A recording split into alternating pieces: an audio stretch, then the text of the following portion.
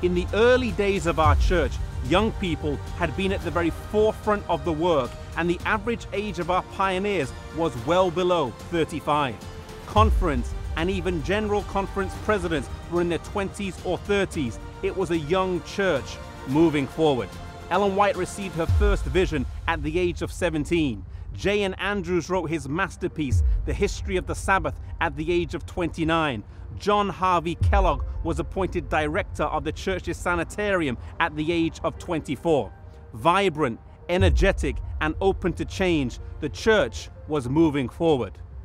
But as the church expanded and grew, and as the average age increased, the need arose for a particular emphasis in ministry to young people.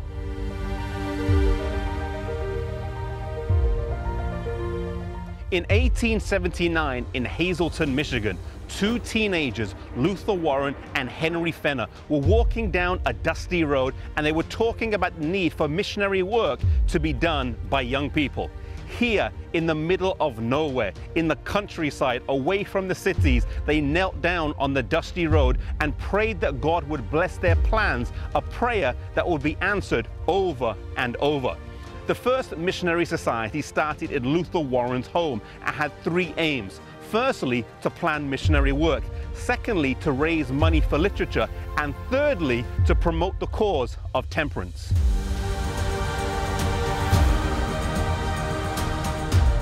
"12 years later in Antigua, Wisconsin, another significant event took place. Meade McGuire made a proposal to the church that the Youth Society be allowed to use the building for its activities. This was discussed at the church board, and there was some opposition, but one of the older members, Brother Connor, stood up and voiced his support. Sometimes the young people need the support of those older in order for their plans and activities to come to pass.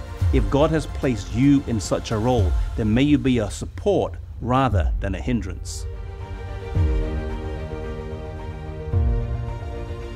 In 1905, the Manual for Youth Work was published, and in 1907, in Gland, Switzerland, at the first General Conference session outside of North America, the church voted to form a new department that was called the Seventh-day Adventist Young People Society of Missionary Volunteers.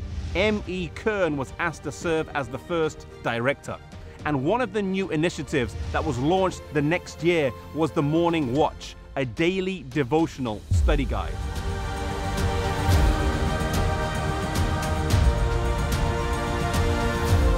The society was mission focused, and the youth Sabbath schools raised the money for the SS Pitcairn, a missionary boat that sailed to the South Pacific.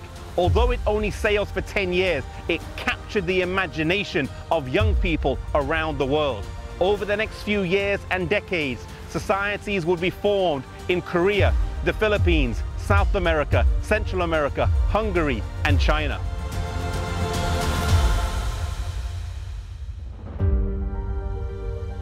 The Youth Missionary Society would also be launched, which would be the precursor to the Pathfinder Department that we know today. The name of the department would change in 1972 to the Youth Department of Missionary Volunteers, and then changed again in 1979 to the Adventist Youth Department, and changed again in 2005 to Adventist Youth Ministries.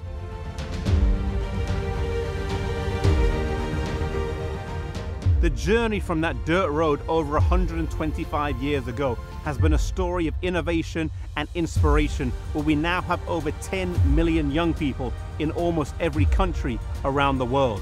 As a church, we must remember that our early identity was embedded in young people, and putting young people at the center of the church will be key to fulfilling the gospel commission and finishing the work.